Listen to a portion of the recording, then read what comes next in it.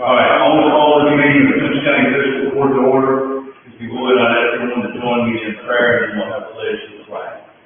Dear Heavenly Father, we thank you for the day that you give us. The Lord, we just ask that you lead us and guide us there at this meeting, as just seeing things around us kind of in turmoil. Lord, we know that you're in control of everything, regardless of what things look like around us. Lord, we just ask you to lead us here in this meeting, the older people here in Simpson County, watch over our first responders.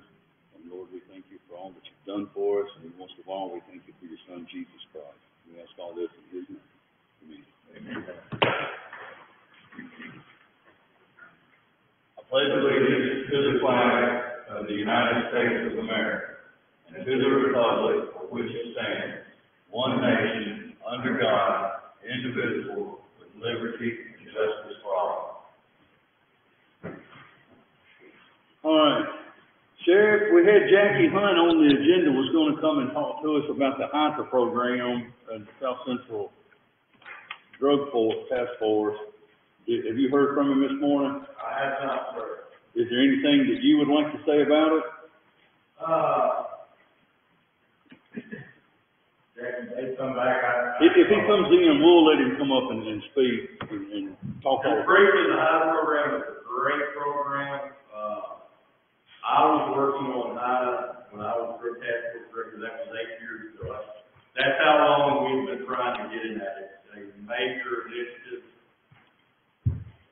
When you hear it takes a Congress approval to do something, that's an old saying sometimes. It actually takes Congress approval to get in HITRA. If you're chosen by your state, it goes to the federal level. On the federal level, Congress, and now we'll let so many people in. Most of eastern Kentucky has been what's called HITRA counties in the past, high-intensity drug trafficking areas.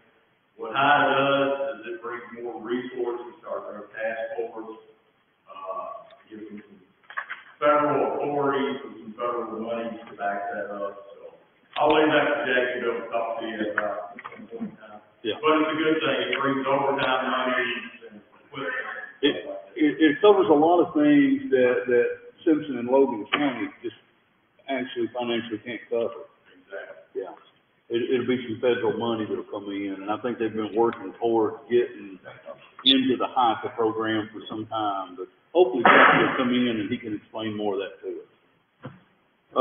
Moving along, gentlemen, if you had an opportunity to review the minutes of our June 2nd regular fiscal court meeting, we need a motion and a second to approve those minutes. Second. So, hey, I had Myron made the motion and Nate seconded. All in favor, aye. Aye. Any opposed? All right. If y'all remember a few meetings back, we had a budget amendment number 7. It was ordinance number 220.215. Or is this our first reading on that? Is this? Okay, there we go. This one kind of got me off there. So, okay, this is money. This is an emergency amendment. This is money that come in for the county clerk for the elections. This is part of this CARES funding or the COVID. Yeah. And so we've got to get it in. We've got to get it in a separate account too, correct?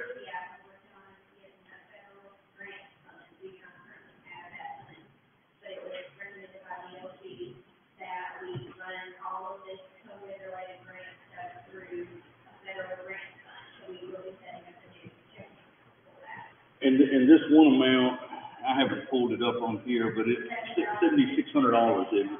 How much? $7,680. I knew it was 7,600 something. So I guess I was going to talk about this more during my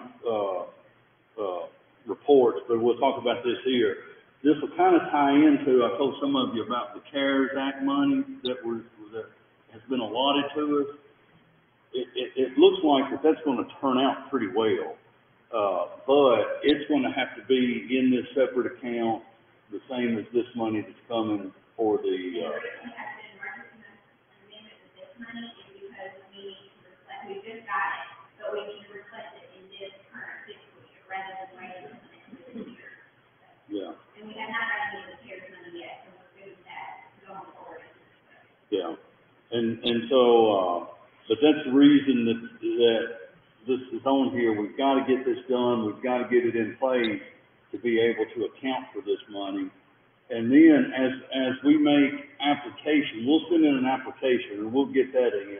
I'll talk about this a little more later, but then we'll have to do a resolution to participate in the CARES money. We'll do that resolution at our special call meeting on the 29th because we've got to have our application in before we do the resolution. But I'll talk about that more, but this is that emergency amendment. And this will only involve one reading, and this will go back to the emergency revolving that resolution. Where we had the state of emergency declared March 17th. So you're declaring emergency, which obviously is a second reading. Yeah, this is first reading, and, first reading we're having to do it as well, because in June, I mean, we're at the tail end of this year. We don't have time, even if we met today, in June 29th. The advertising that was not going to allow us enough time for our paper to make that work. So I already spoke with DLC, Bill Rose, the financial director, and he's already aware of it. He said it's an option, he definitely can do it. Do we need to authorize anything in the motion about you opening up the I public would hearing now? suggest, the approval of this emergency budget amendment, and then also reflect on that resolution, that you all have already done with declaring the emergency budget. It was an executive. Well, it was an executive order. That was an executive order. I think here all we need to do, and I think Marty, I don't think it hurts to do what you're talking about, is we will approve this, budget amendment number 7, ordinance number 220.215, and authorize the opening of a separate account for these CARES Act money. So much. Yeah. All right, so Marty made the motion, Myron seconded, all in favor, aye? Aye. Any opposed? Uh-oh. You need a roll call. Oh, I'm sorry, ordinance has got to be by roll call, I'm sorry. Nice try. We tried, the ayes and nays are good to expedite, but, I guess on the ordinances. Marty Campbell, Yes. Marty Curtis, Yes. Daniel Young, Yes. Scott Hudson, Yes. Jason Barnes, Yes. thank you. All right. Very good. Okay, next is to review and approve resolution number 2020-06-16 RDAAP, and this is the, funds that we get every year from TVA that go directly to, the industrial authority for a particular project. And this will be that $153,000 and 800, and I forget the exact dollar amount. 153,008, let's see.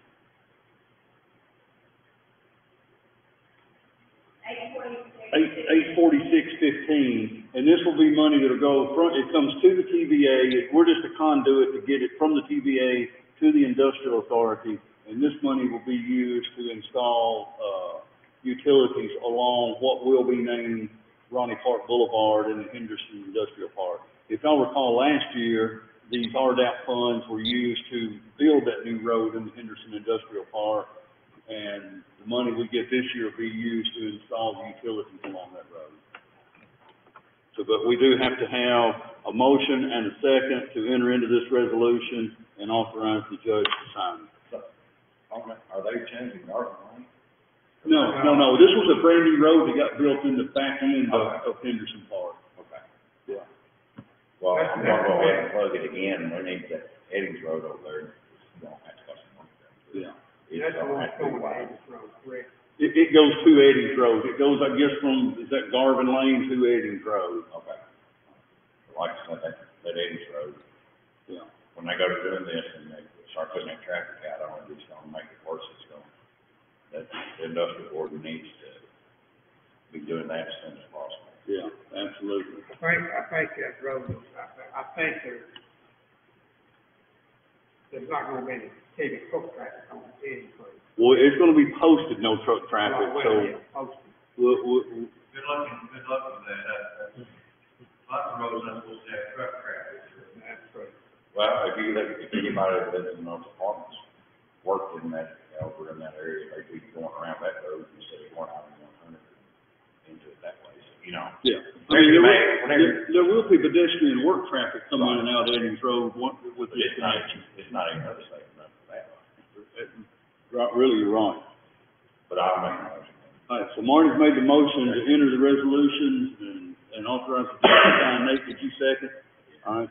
Any discussion? All in favor, aye? Aye. Any opposed? All right. Next is, to review and approve the aging service program for fiscal year 2021 with the Brad. I'm not sure if this requires my signature or just a vote. But I think it's plugged into the budget as Pam said, we've done it every year as long as she can remember. I know we've done it last year. It's been going on a while. It's an amount of $1,500 that we send to the Brand for the aging service program. It was plugged into the budget that we currently have, or the proposed budget. So we just need a motion and a second to approve this aging service fund for the Brad program. Motion by Myers, second by Scott. Any discussion? All in favor, aye. Aye. Any opposed?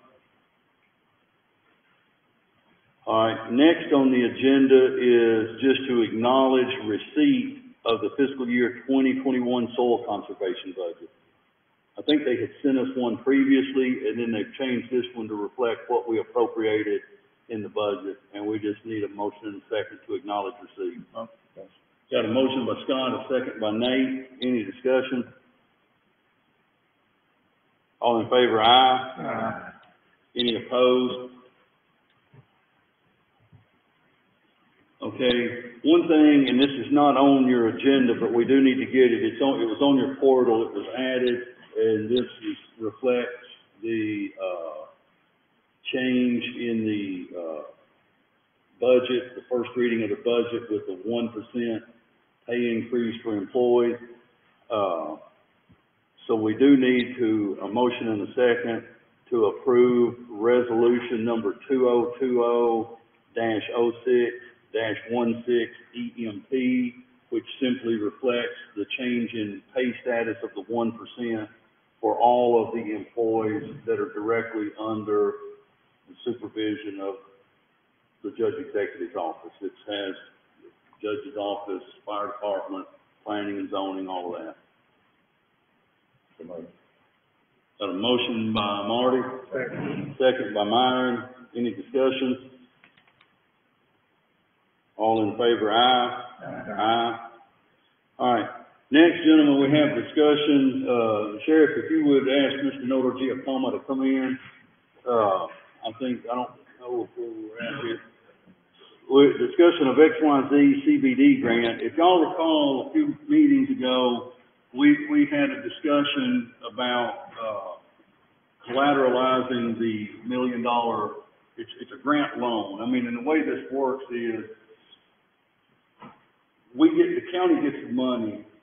It essentially goes over to the industrial authority to be used by the XYZ group. The XYZ group has a 7-year amortization to pay that money back. But once that money's paid back, the industrial authority has that money to use for other projects. But as we discussed in that meeting, in the event of a default, meaning that we draw this money,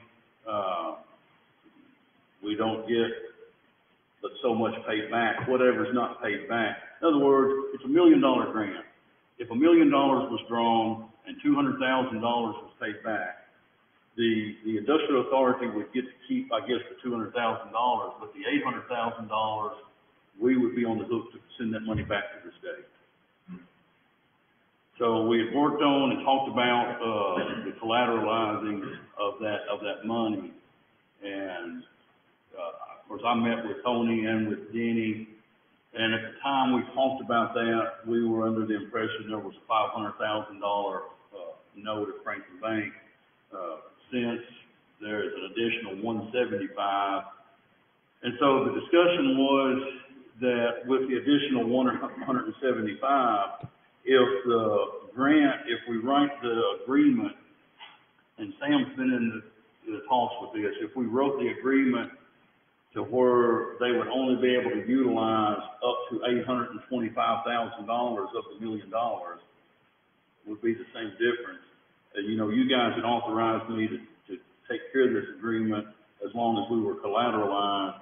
I asked Sam about that situation, and he said he felt like that needed to be a discussion of the court before we changed that discussion. So The reason for that, just so we're clear, is it's completely different than what was discussed the last time. And I figured for me, it's either go forward or not go forward.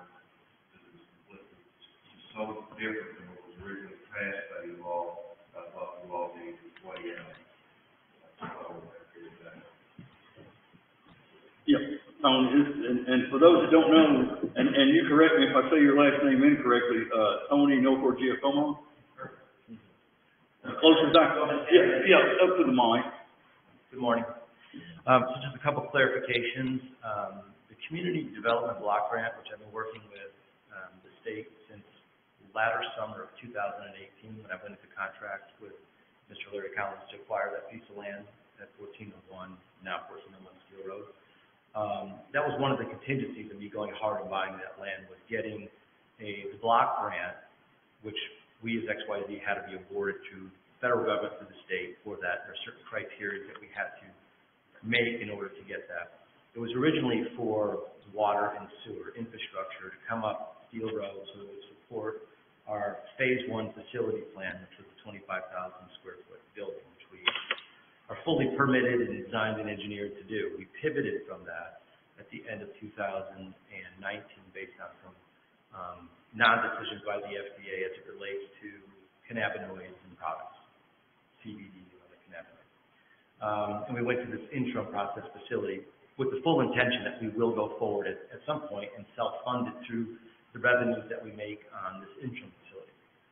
Now, that being said, the Community Development Block Grant, Gabe Nickel, who was the branch manager for the Community Development Block Grant, who I've been working very close with since 2018, and we finally got awarded the grant in August of 2019. Judge Barnes and I signed a binding agreement, which basically meant if we went out of business, the county wouldn't be on the hook for paying back the money, even though it was for infrastructure, because the grant is only as good as the number of employees that I hire, create employees specifically from Simpson County. So the money doesn't just money comes from the grant, federal government to the state of Kentucky, which is awarded to me, flows through the county, through the Simpson Industrial Authority, and it goes directly to the vendor who I've chosen in this case now for the equipment. So the county has first lien and ownership essentially of that equipment. The grant total is $1 million. Now, as and when it's a typical deal that the state had directed us, they originally had our attorney, Mr. Randy Heinrich, who I know Sam has been in communications up until about a week ago, was that you have 7 years to pay back the $1 million at a 2% interest. That's like the benefit I get as the business owner in getting that grant. What it allows me to do is to generate revenue and then being able to pay down the principal of that. The windfall, obviously what it should be for the county, is that $1 million, when it is paid back, is the county providing I created the job. So the state will still come every 2 years and audit me to ensure that we've created the jobs. And as Gabe Nickel has said, and I know you've had discussions with him, and he's available to get on, he holds the phone right now, so I'm just texting with him. It's not an I got you program. It's never been intended like that. It's intended to, so if in 2 years let's say I took the whole $1 million and bought equipment with it, which you have first lien on and ownership of, and we hired 30 people.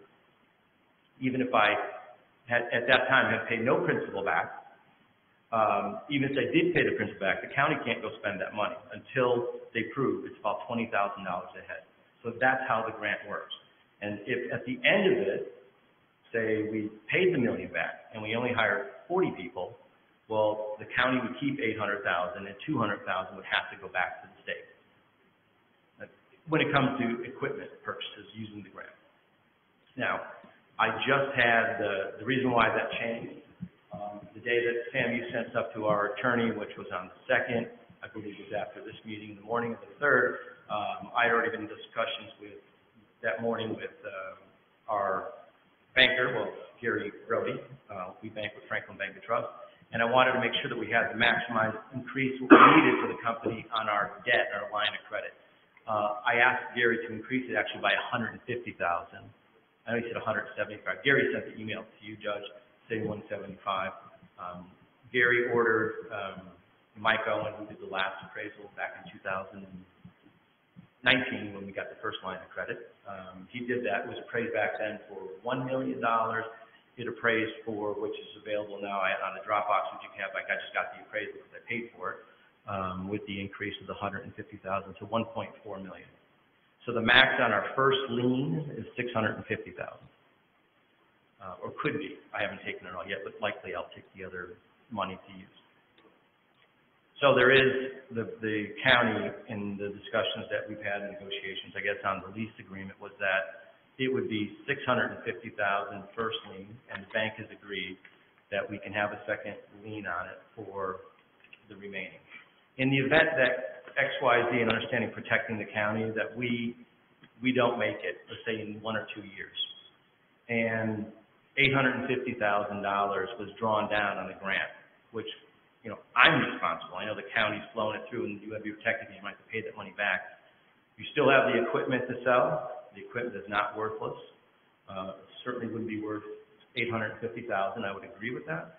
But you also still have, essentially, even at today's market, which was not the best evaluation that we got because of the current market situation, it was $1.4 million. It's still $750,000 of equity in the property today, without me finishing the greenhouses, which are being drop shipped on the 22nd of this month.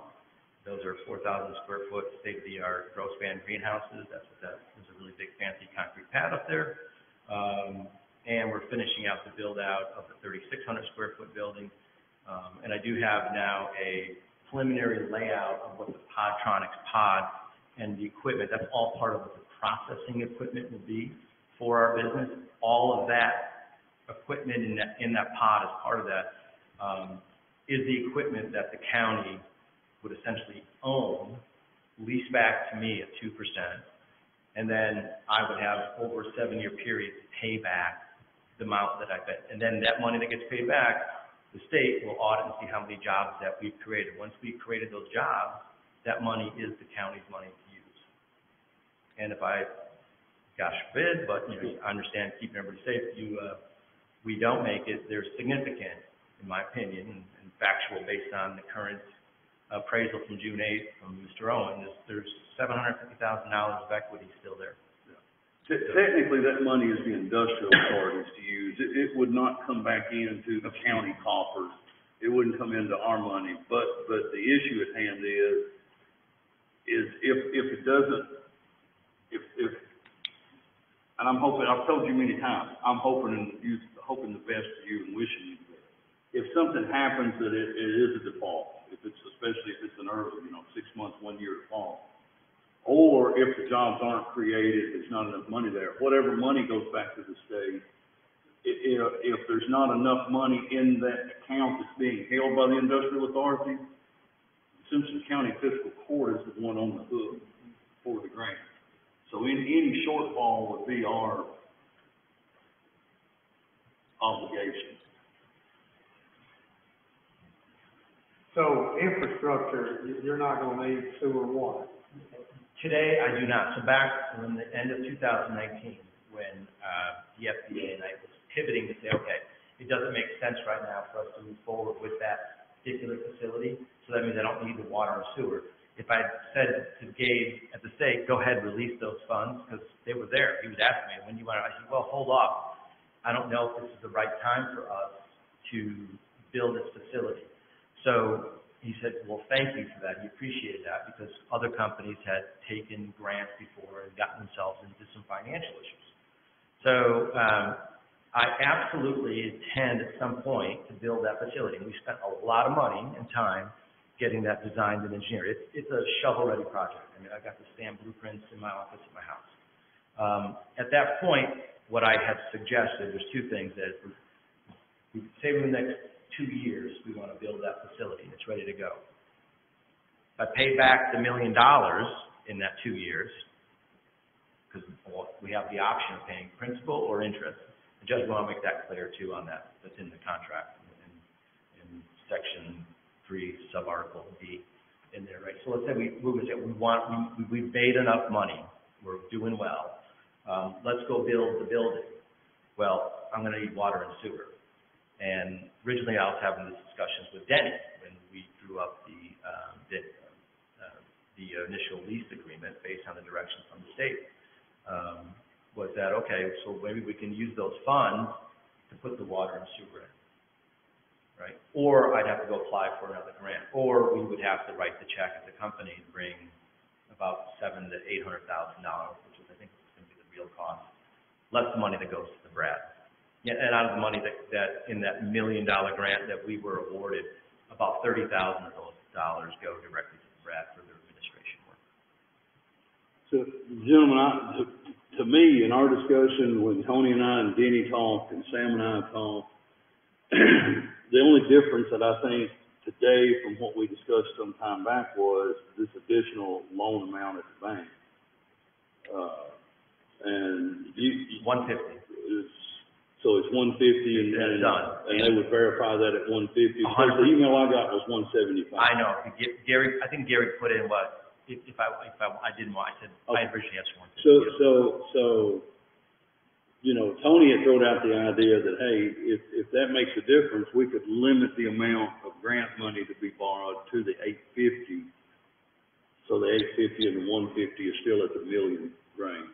But Sam said with that change in it, he felt better that we discussed it in here instead of just signing the agreement. Well, just because it's different from y'all later on, and I didn't want you all thinking, y'all need to speak with one voice on this, and in the spirit of transparency and clarity, I would better let you all weigh in on this. And you're still willing to limit the grant proceeds to the $850,000? Yeah, because I have the final vendor and the details. We'll have to add that into the lease agreement as an addendum, like specifically what those pieces of equipment. So when I request a draw to you, Judge, that goes up to which would essentially net you roughly $820 out of that, because 30 is going to the bank. Correct. So I'm phasing it out because there are opportunities that have been presented to me today because of what's happened in 2019 and obviously 2020. There is a lot of farmers in Kentucky and in Tennessee and around us that have biomass, which is their harvested product from last year. They've been holding on to it, storing it, which is expensive, it's degrading, and they want to somehow do something with it. Well, there are some groups out there today, and I say groups, a couple of very wealthy folks from that are the real estate business that I was introduced to that are buying the biomass, and they're just looking for people to process. They'll literally pay you to process. So once they know you can process, they'll sign contracts with you. They'll bring you the biomass.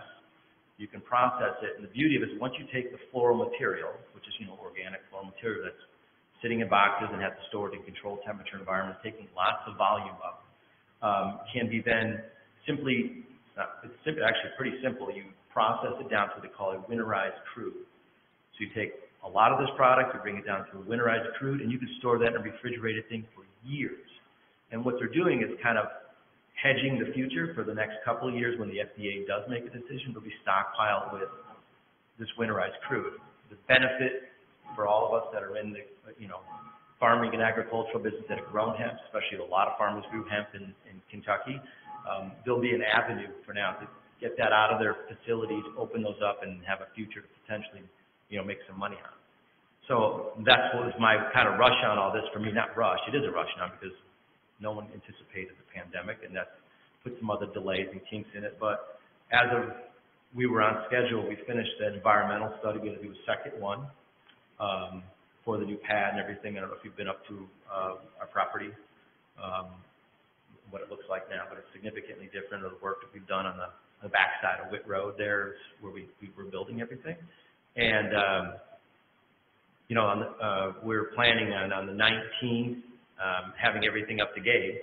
And Gabe said that he was going to try to get everything processed so it can get approved at the state level so that the draws can be made on the 1st and the 15th of each month. And as soon as I know that I can make a draw, that's when the equipment providers, that's what they're triggered to do. And it takes them about 10 to 12 weeks to complete, come up, build everything, which puts me somewhere around mid-September. That gives me a good 3 months this year to get going, and also to be at least engaged with farmers who are still growing that'll need someone to process for them. So gentlemen, the parameters of the agreement that would be the same would be, we have the sale of the equipment.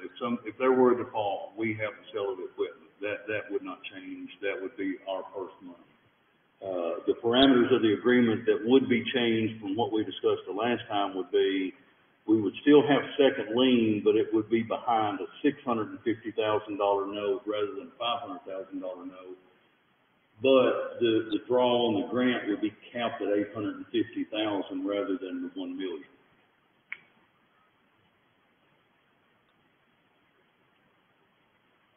So basically, you have, how many dollars worth of equipment are you going to buy? Are you going to buy $1 million worth of equipment? I'll easily get to the 850.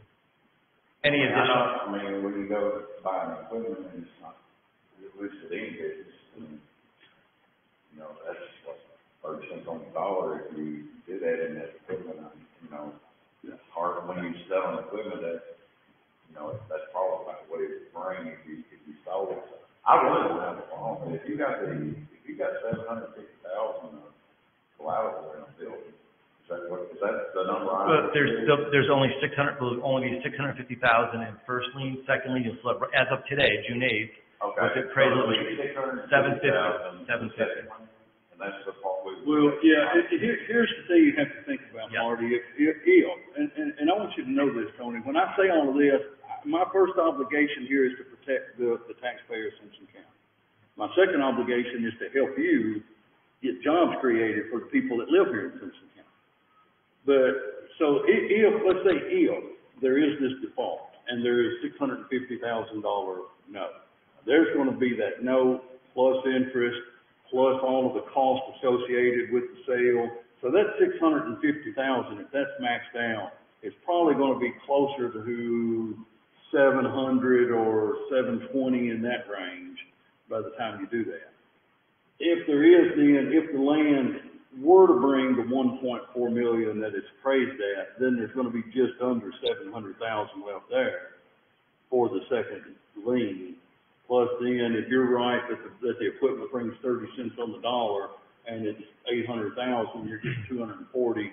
So then you're at $940,000 between the second lien and the equipment. And at that point, he's also going to have paid something. And this agreement would not be between the county and XYZ. This agreement would be between the county and the industrial authority, that all the revenues paid back, the industrial authority would have to escrow until this deal was over. So if there was any balance there, they would have to use any of that money to help offset any cost. Well, the only point I was making, if it's, say, 700, this grant's 850, that leaves 150,000. So then you're, you know, less than 20 cents on the dollar on that. So I'm sitting there thinking, will it bring, and it probably would. So I think we would have the collateral. That's what I was, you know, I'm not trying to devalue the equipment or value either way. I'm just looking at if something happens, the chances of us getting, the chances of it bringing that would be really good. Now, if the equipment ain't the same good wrong, you know. But the numbers aren't really any different than what we discussed earlier. It's just we're having to count one and change the other. But it was enough different that council said, hey, we need to discuss this again before we sign this agreement. Just if I might, one point. This is what I learned in law school in the domain class I did. A piece of ground is only worth what the willing buyer is willing to pay, the willing seller, not what the said, and we get estimates from appraisers, Mr. Owen knows his stuff, and I completely, I'll take that as gospel. The only thing I might want to point out to you folks, this is something we talked about, Mason and I, other folks, is that you must forgive me, in law school, they told us when we were preparing contracts, we hope for the best, prepare for the worst. So that's why I'm being dug down here, is because that's what my job is. If it goes bad, God forbid, eventually you're going to have a master commissioner set. And I don't know how many of y'all have been in commissioner cells, I imagine at least some of you have. I've seen, I think, one or two of you say, it's an auction. And property tends not to bring as much at an auction, a sale like that, as it does in private. So, it may appraise at 1.4 right now, but I'm not saying don't do it, but don't just take the 1.4 yet. That's fine. But if there is a sale, God forbid, it will bring 1.4. I think you all been to another country show or an auction, know that it doesn't usually bring as much with a private sale. So, you're thinking about collateral, I'm not saying not to do it. I agree with you on at least 30 cents. I think that's right. Might, depending on what the equipment is and what's out there, that might be better. So, I'm not just saying you need to understand one of the things Judge pointed out about the costs involved, we have attorney's fees that can be recovered, court costs. So, I mean, I'm not saying don't do it, but you need to understand it's not, we're not talking hard and fast number here. Well, and as I said too, it's just whether you all deem it acceptable. yeah, as I said too, we're not really changing the dollar amount of what we previously voted and agreed to. It's just the way they're going to be structured is a little different than what we had discussed. Well, as you go along, you're going to, I mean, it's not like you're not going to pay anything from this for 7 Yeah, years. so- Yeah, it's going to start, yeah. Well, right, but day one, we're not paying principal. Right. Right, we have the option in the agreement, that's what we have in there, that we and that was last week, we had a little bit of, we had a discussion, I was like, wait a minute, because in the contract that we had kind of finished, except for adding in the additional, now 150, and this is traditional in these agreements through the state, that's why it was drafted up the way it was drafted. We put in writing, we say, for the next year, we're going to pay interest that allows us to build the company, make money, not just start off paying $12,000 a month. I would never do that deal. It would be bad for us. We would go out of business. It doesn't make sense, right?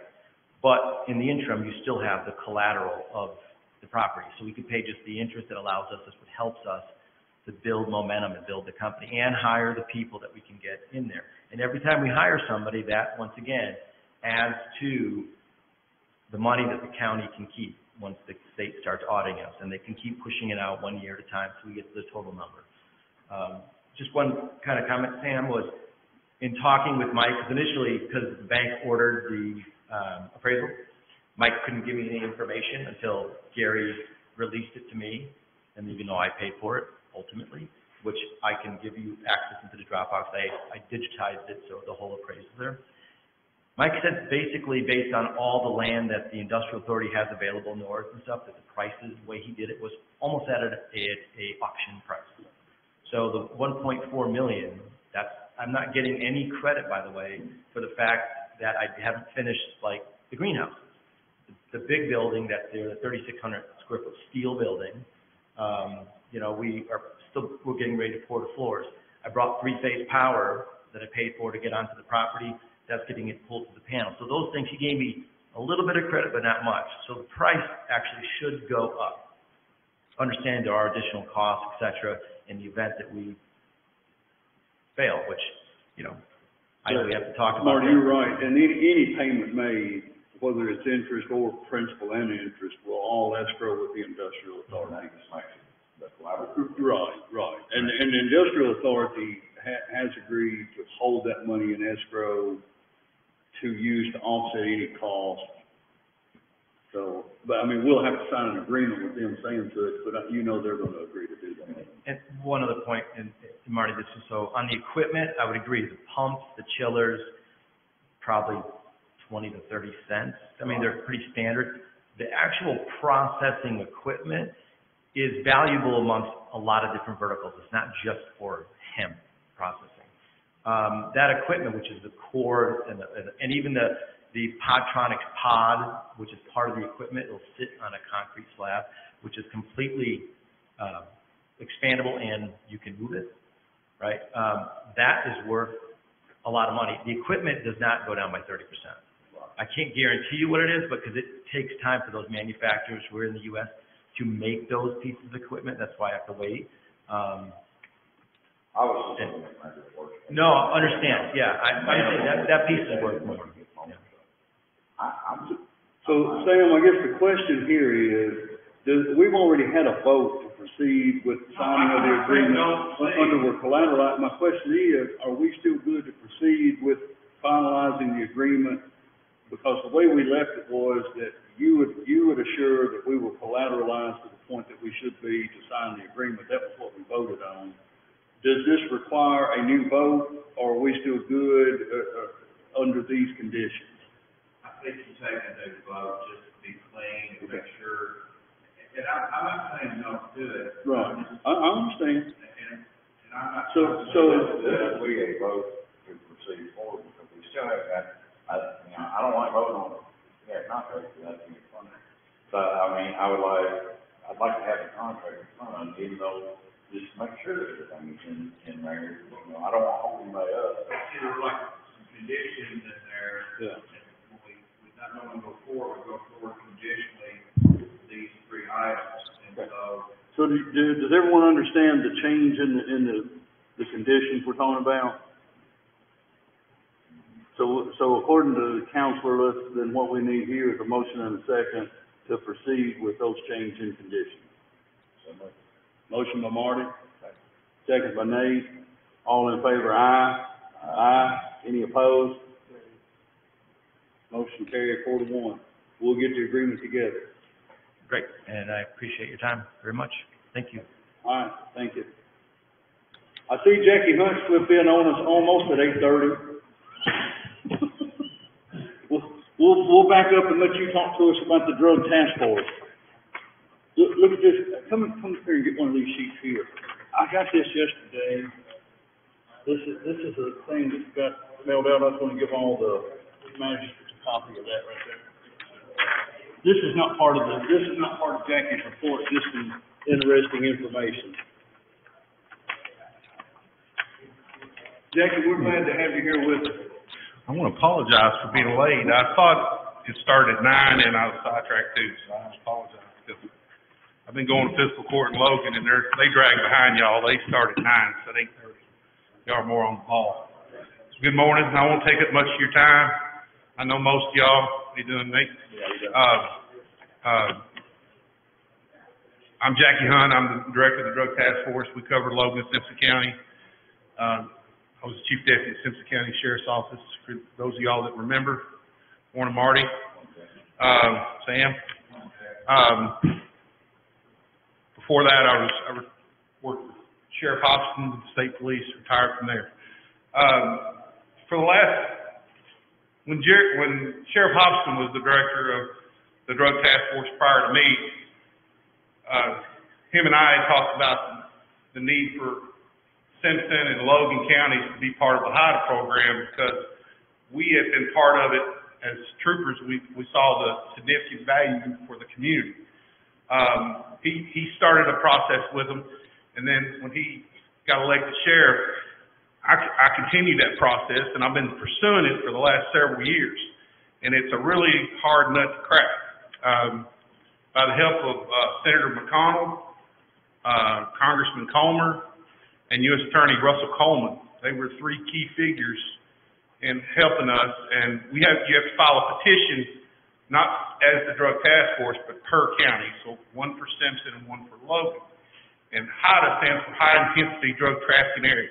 And it's where they see a need for additional federal funding for an area, a lane for drugs. You know, we've got a really good community here, a good place to live. We've got our drug problems like anywhere else, and we fight hard to keep it down. But mainly, one of the reasons they picked us is because we're in a corridor of where drugs flow up from Mexico. And that's not a political statement, that's just where they come from. You know, from our southwest border, our California, Texas, Atlanta, those places, they filter up north and they go right up these major interstates and some of these back roads. And I-65, as y'all know better than me, runs right through Simpson County. And there's there's 10 times the population of Franklin comes through Simpson County every single day. All walks of life. A lot of families, a lot of good people, a lot of people just traveling, a lot of drugs. You know, at the Drug Task Force, we get our money, as y'all know, through some local support, through the county, through the city, governments, and we get the large portion of our money comes from a federal grant called the Burn Jack Grant, and it has for years. And that's a grant I have to reapply for every year, and we get awarded a certain amount of money, and that's what establishes my budget. And my members are made up of people from various police departments, including the Simpson County Sheriff and Franklin Police Department. I'm just kind of giving y'all an overview of kind of this. Y'all may not already know a lot of this stuff, but what HIDA does is it's a lot of counties in southeast Kentucky, and I think Congressman Rogers had a lot to do with that back in the day. When they first kind of started up this program, they just kind of let counties in. Well, then it's kind of like they just stopped, and then it became literally an act of Congress to get in. The decisions are made in D.C., they're not made here. And there's different HIDA programs across the country. And I've got us aligned with the Appalachia HIDA. This year, there were 15 counties in the United States that got to pick for HIDA. And Simpson County was one out of 15. And so was Davidson County. So I knew Davidson County was going to get it because they're Davidson County and it's Nashville and they got a lot of political influence. So, you know, my argument to them was, you're going to let Davidson County in and they got really deep pockets. You know, we need to be in there because we don't have those deep pockets. And I guess somebody listened because we got in. But long story short, how it's going to help us, it's not going to blow my budget up or anything like that. It provides officer overtime. It provides some confidential buy money and training and equipment. That's how it's going to help me. But it'll definitely help Simpson County because it puts Simpson County on a level playing field with the rest of the country. You know, when there's HIDA task forces across the country, so now we get tapped into some kind of organized crime here, and they've got ties to California, ties to wherever. There's a HIDA task force out there. So I can pick up a phone, call a director out there, and they're going to listen to me now. Not that they wouldn't before, but it just carries a little more weight because now we're part of the HIDA initiative. So they've got their own intel officers. The headquarters of the base, Appalachia HIDA, is Kentucky, Tennessee, western part of Virginia, and West Virginia. Their office is actually in London, Kentucky. So, and there's a director over that, and then a state coordinator, and then there's various task forces. So that's kind of what it is. So now Simpson County is a HIDA county. You can look at their website, Appalachian HIDA, it'll give you a little more detail than what I'm providing. It shows what counties are in Kentucky. Warren County's been a HIDA county for years, but there's no counties in western Kentucky anywhere that are HIDA counties. And the only counties that are in this part of the state is now Simpson, Warren, Hardin, and Jefferson. Which Hardin, Jefferson, and Warren they shore up that I-65 corridor. So that's kind of where we come into play because if you're coming from Nashville to Bowling Green, you got to go through Franklin, right? So that's where we're at now. So Logan County was not Yes, they're picked too. So I didn't mention Logan, but yeah, now Logan and Simpson's part of it. So all of the South Central Kentucky Drug Task Force. The whole Drug Task Force. I was really hoping, and you can quiz your sheriff on this, because he knows a lot about this. He can be able to answer any questions you have, because he was part of it, and he knows how hard it is to get into this too. But Logan County kind of got in for a different reason, because they're kind of part of that.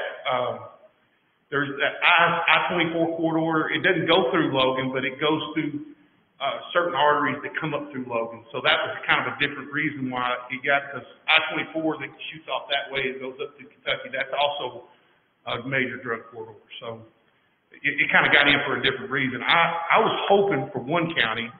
I was shocked that we got both counties. So it's, I can't complain.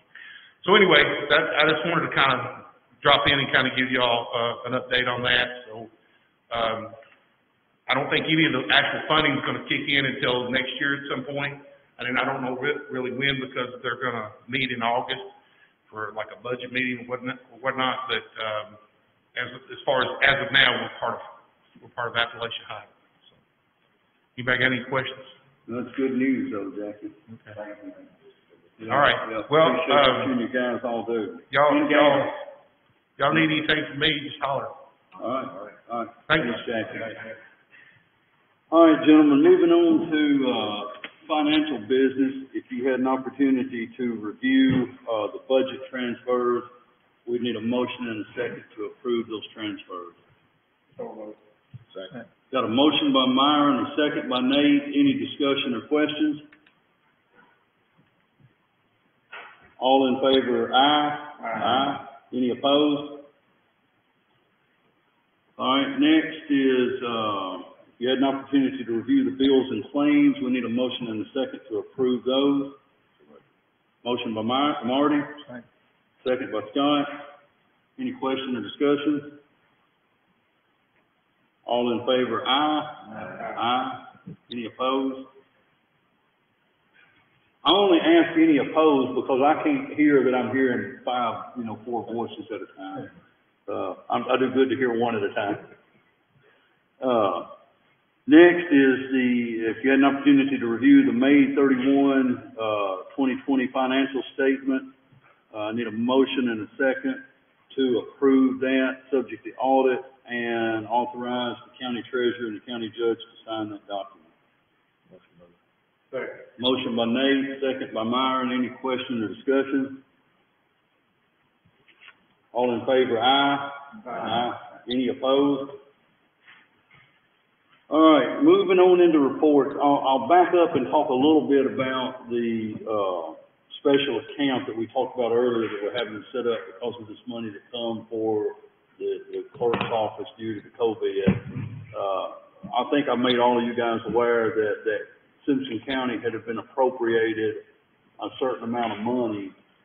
When we were appropriated that money at that time, I had no idea what would fall into that. What would qualify, I didn't know if we would get all of it, half of it, or $1 of it. Since that time, Nicole and I have been in several Zoom meetings and phone conferences with folks from the state and the DOG about what qualifies and how this all works and all of that. So first thing is we're getting an application together. Simpson County will have to submit an application. We'll get that in. We should get it in this week. Once they get that application, the next thing we have to do is adopt a resolution saying that we will participate in the CARES Act money. We'll have that resolution all ready for our special meeting on the 29th. Then you have to send in reimbursement forms. You can't ask for money that you think you're going to expend because of COVID. You have to get reimbursed for money already expended. So you'll have multiple applications, and the time frame is running from March the 1st to December 30th. Don't ask me why it's not December 31st, but it's December 30th. And so, but we can make multiple applications. Like once we get the application in and we pass the resolution, if we wanted to submit, a claim for March 1 to June the 30th after we pass the resolution on the 29th, we could send in a reimbursement form for that time frame, and then we could go like from July 1 to say September 30th and send in another reimbursement claim, and then we could go like from October 1 to December 30th and send in a reimbursement claim. So it's gonna have a run through to, do you remember that date, Nicole? Was it January 20th or January 30th that it run, there's a run through? So like if you should, yeah, but in other words, you don't necessarily have to make your last reimbursement request on December 30th. You've got a time frame on into January that you can get from your last date to December 30th. So the guidelines to it, there's a few that's kind of odd, and I've been documenting everything by email, putting it all in folders because there's some questions been asked in the Zoom and phone conferences that once they're asked and they're answered, I felt it was good to have clarification on, so we've sent it in an email format so they could answer back and we could print out and keep it all in a printed format. But we've got a pretty good handle now on the things that will be reimbursable expenses. As Nicole has learned, the money's going to have to be put into a separate account, but then it can be we think, we're still working on finding this out. We think then it would be like line item transfers that you move the money from one place to the other. I guess the biggest catch on it, and they said this more than once, and that's why I sent this one particular question in on email format, that the money, every reimbursement form is at the discretion of the judge, and the expending. They said that because there was one particular question asked: what if the magistrates don't agree with what the judge does? And the lady from DLG said, "That's tough." So, but I'm saying all that to say that's where they're doing it. But obviously, we're not going to just chuck this money off unless you guys know what we're doing. And the main thing is, if we're able to get the money like we think, the main thing is to have that carryover money that we would have had we not lost our revenue that was built in and designed to carry over to be able to cover the retirement. That's the biggest issue right there. So at this moment, I can't tell you again how much of this we will get, but it looks pretty good right now. So we should come out okay. What we hope is that our local business owners fare as well too. And honestly, I'm going to make another call to the Attorney General's office today. I'm still waiting on the formal opinion from the Attorney General as to whether I can actually issue an order that would supersede the governor's order. And what I mean by that is, while yes, we do have things opening up, I'm of the opinion that we should be allowed to open at 100% if the business owner wants to open at 100%. Yeah, and so I have contacted the Attorney General's office, I know 2 more times since I originally requested the formal opinion. I still haven't gotten that opinion. So I'm going to press them again today. I'm not expecting to get an opinion, but my point being, you know, we've had the big box stores open continuously through this, and you're still telling some of your small businesses they can only open at 33%, a third of their operating capacity. It's hard enough to make it in business operating at 100% operating capacity, much less to be stifled down to 33%, a third capacity. So, I want the people to know, number one, that I am, and this fiscal court all is working hard to get everyone open and moving back at 100%. And I've said it over and over again. The thing there is, if we were open at 100% and you didn't feel comfortable getting out, you shouldn't get out. You should stay in. You should be respectful of other people when you're out, and you know, that's good advice for all the time, not just COVID-19. Just be respectful for other people as you get out. So that leads me into, I will share the district report. As of yesterday afternoon, we are at 60 confirmed cases in Simpson County. 42 of those have recovered. And obviously, we've had 3 deaths reported in the county. So that means currently there are 15 active cases, meaning that those individuals are either in the hospital and or still under their quarantine period or isolation period by the health department. And I've had people ask me, well, how many of those 15 are in the hospital? The health department does not give that information out. I couldn't tell you how many are in the hospital, but just know that when they're in that isolation period by the health department, they have to be tested again and a negative test come back. In fact, I think it may be 2 negative tests they have to have before the health department says, okay, you're good to go back out. So, you know, the one thing, if in Simpson County being a small community, I'm sure that everyone in here and everyone listening on Facebook and otherwise will say, hey, I know someone that had the COVID-19, but I've seen them back out in the public. Well, don't be scared to death of them. If they're back out in the public, they have gone through the checks by the health department and they're just fine to be back out in the public and everything is good. This past Sunday, we had another rally on the square, another peaceful rally for racial equality. And I think the rally was fine. People have the right to protest. I think that is good.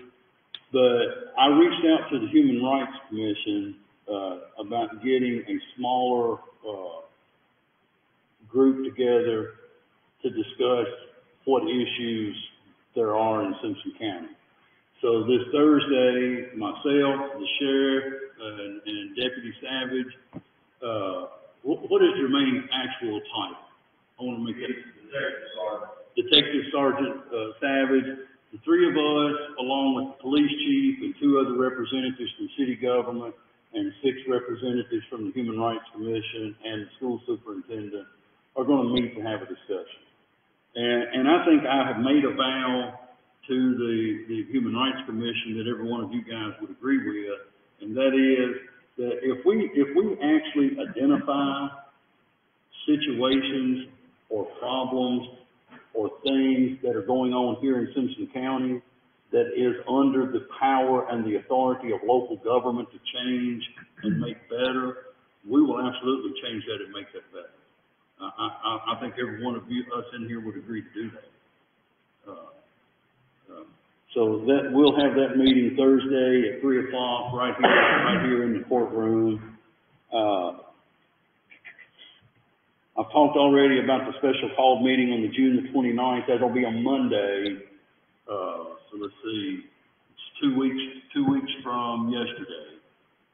Will be, is that right? Yeah.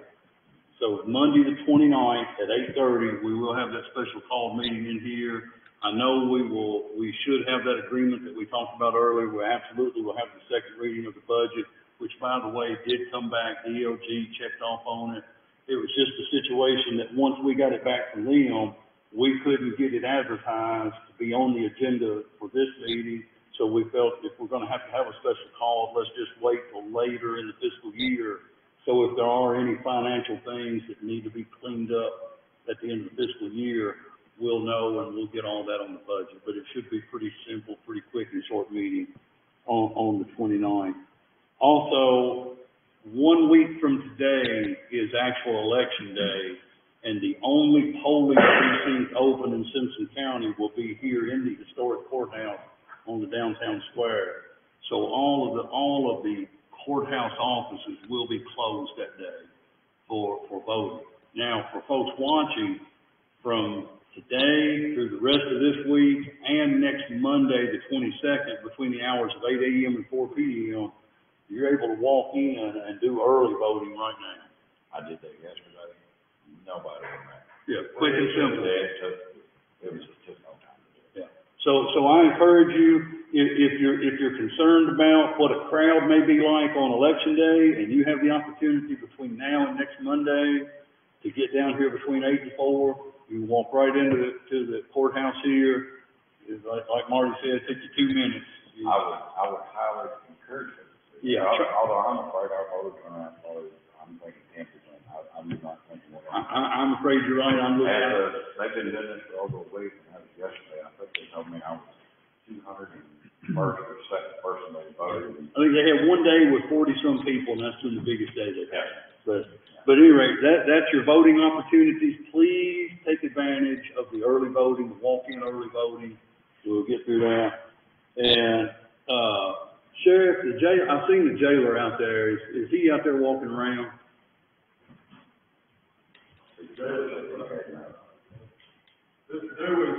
All right. Well, the next thing I want to talk about is we had a compressor that went out at the jail, a compressor for one of the air units. To just replace the compressor itself was going to be $2,800. To replace the entire unit, including the crane to set the old one off and to set the new one on, was going to be $7,600, but it comes with a 5-year warranty. They replace the compressor and get off the roof, and tomorrow it quits working, there is no warranty. So you're talking, what, $4,800 difference to get a 5-year warranty on a brand new unit. And it is the oldest unit. It is the oldest unit on the building. So, you know, Chad messaged over and said, what do we do? And I said, well, considering our financial situation, you know, we don't want to spend money we don't have to spend, but to me, it makes more sense to put a new unit there with a warranty for $4,800 additional dollars than to change out a compressor on an old unit that has no warranty. So it's out right now. It's out right now. And it needs changing. Right. It'd be the next budget where we're going to change it. You have to order it. And It's not that you will have to order it. it may not be here. Okay. So is the rest of the unit having to do more, or is it just? That particular unit does one sale, it's the only one that does one sale, so it's the closest thing we have to a negative pressure unit, so if we were to have an outbreak, that's what we have to put people. So it's kind of. So right now, they're just not putting anyone in that sale. Okay. Well, I heard what you're saying. I was just sitting there wondering about. Yeah. What, you know, it seemed like it was a big rush, but. Yeah, well, it wasn't an emergency situation, so I said we could talk about it in here today and I'm hoping to find a meeting and get the warranty on it. yeah. Does that require a vote, Sam, or is that just a maintenance issue that we just move forward? I think y'all, the items, part of the equipment, part of the budget, I think it's, Okay. I just wanted the court to be aware of what was going on and to agree that purchasing the new unit was the right thing to do. So proceed on with the new unit. Thanks, sir. All right. Already do one. Thank you. Still not so one day. Heading in the right direction. All right. Myron, do you have anything? No report. No report. Scott? No, sir. Dave? Yeah, on the Parks and Rec, we had another meeting last week to discuss, the youth sports out at the park. Gave it a couple groups that was wanting to try to have something this summer. And those two groups is the, Little League and the girls softball. So the other two leagues, T-ball and Pee-wee have canceled their season. And, as of right now, the Little League and the girls softball, they're still thinking about maybe going by those guidelines that's mandated by the states. So we haven't heard anything yet to whether they're gonna move forward or what, so it's up to them now if they wanted to go by those guidelines that's on their website. And, that's all I have at the moment. Oh, I want to back up and say one thing, Marty, before I get to you. This was in my mind, but I didn't write it down here. Of course, we'll have a special called meeting. We probably won't go through all these reports and stuff at that special called meeting. So by the time we have our next regular meeting, 4th of July will have come and gone. So the city usually sets the days and the hours for the shooting of fireworks. We never really, as far as I know, have set days and hours for shooting fireworks outside the city limits.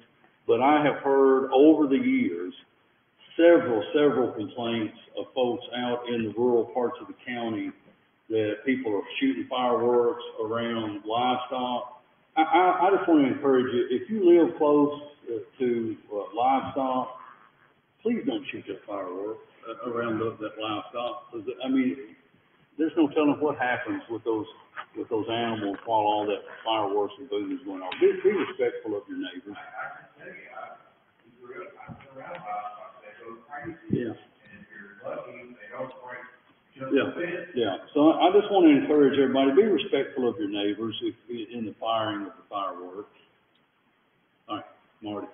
I was going to touch on the boat, and glad you did. If any of you all hear anybody talking about the fiber lines that they're running in, I was out spraying, one of my soybean fields, and I noticed, I don't know what that fire is, so I called local Zach at Warner Electric, it's the fiber line.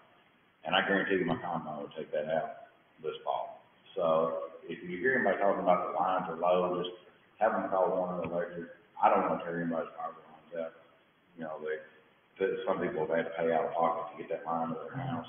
I want to, if you hear anyone talking about it, encourage them to call Warner Electric. They'll have the contractors come out and look at it and make sure that the wire is high enough off the ground to get our equipment under. The second thing, and I've brought this up a time or two to court, and it's, been talking to them through, the 911 board and all, is the roads in the park are not named. And if somebody has an accident or whatever, if they had a name, it'd be easy to do an address point instead of a field. And, I know they're doing a memorial service for my friend Larry Randolph in a couple of weeks. I would really like for the roads in the park, one of them to be named after Larry Randolph and the other named after Charlie Christmas. Both of them served years on fiscal court. They were very involved in youth, and I talked to the Amherst director. He'd like to see those names. I'm sure Sheriff or anybody else that responds up there would like, because the kids have a lane and they need a point to go to. But I think out of the work that those two did on fiscal court and all the boards they served on, it'd be a fitting honor to have their names out there at the park. And I don't know if we need to just send word to this board to get these roads named, or we need a motion. I don't know what we need, but that's, I mean, if any of you have any districts or anything, let me know.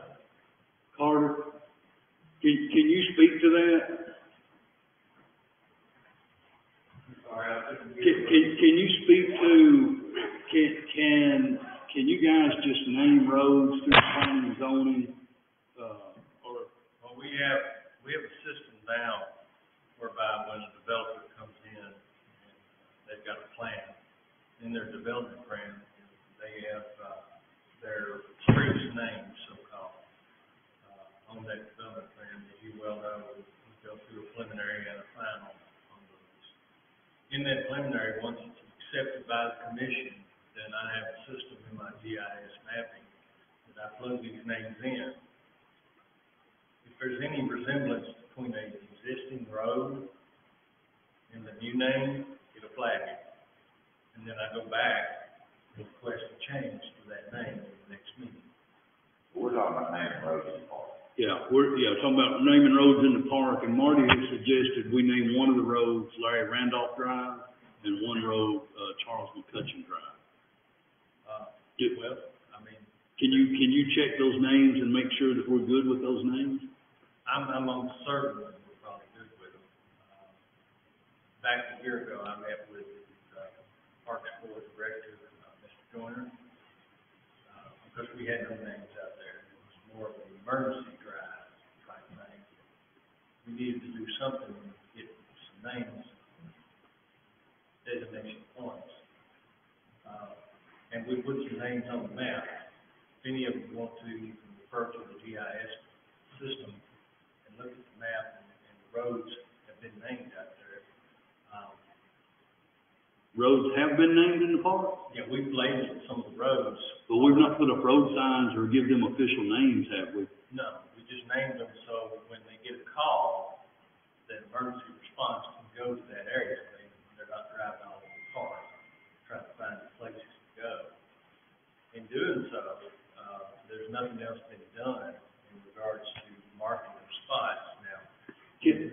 response to your question, ultimately, those roads need to be isolated on a map that you wish to change the name to. It's just a matter of going in and making a change. So can you give me the information as to how many road names we need in the park? And we'll get that, and then we can figure out which roads to name. But I'm in agreement with you. Two of those roads, I'm good with having those names on two of those roads. And then we can figure out how many other roads we need named, and we can come up with. Wow, I mean, I'm glad to know that it's named.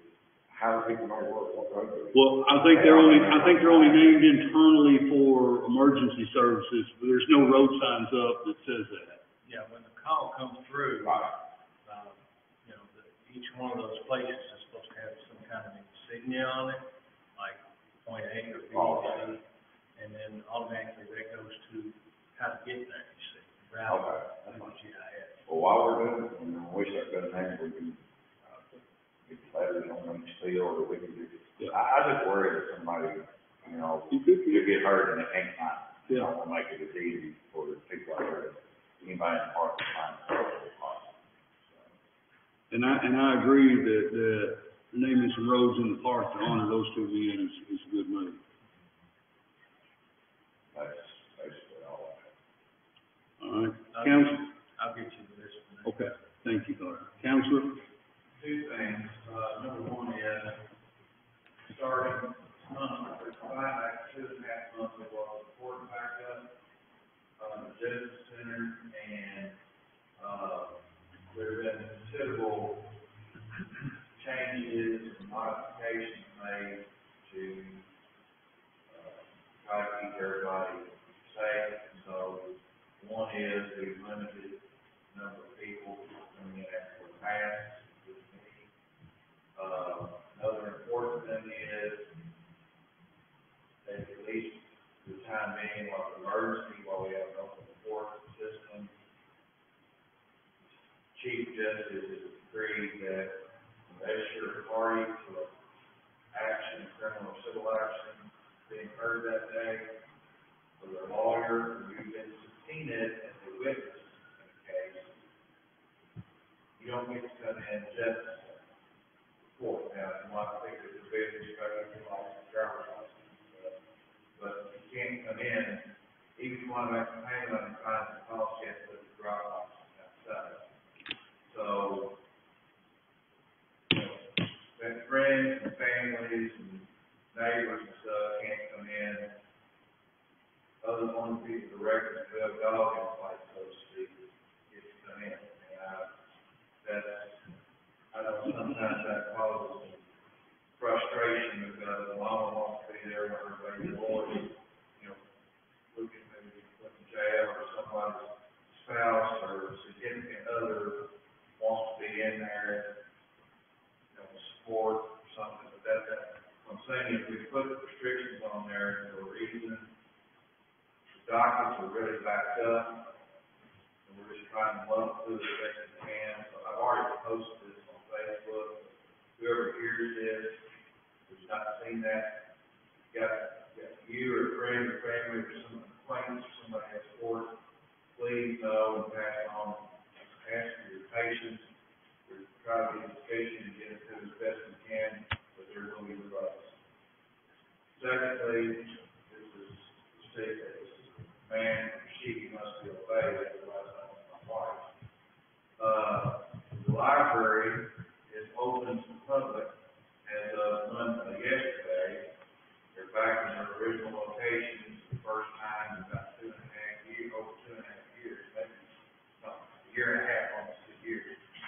Major construction, renovation, anyone who's driving by there knows, spent a good chunk of money. Audrey's been trying to get this together for 20 years. It's done, they're back in. Once again, because of coronavirus, there are restrictions they have as to how many people can be in there. Their hours are a little bit different now. They'll probably go back to some of their older hours. Starting in July, they will start giving some tours, particularly the auditorium. Right now, the auditorium is not open for folks because of the number of restrictions. It's really say, if you haven't been in, you go in, it's always. The whole thing's impressive. I mean, it's got up to modern, some of these state-of-the-art stuff. And so it's a real asset to the community, and she's asked me to announce that. Please go by and see them. If you want to go look, now some folks will say, why do they spend all that money? Well, for heaven's sake, go down there and look and see. I mean, that's their taxpayers, they're trying to, so I encourage everybody to go to the library and local business. All right, thank you, Sam. Sheriff, you have anything? No report, sir.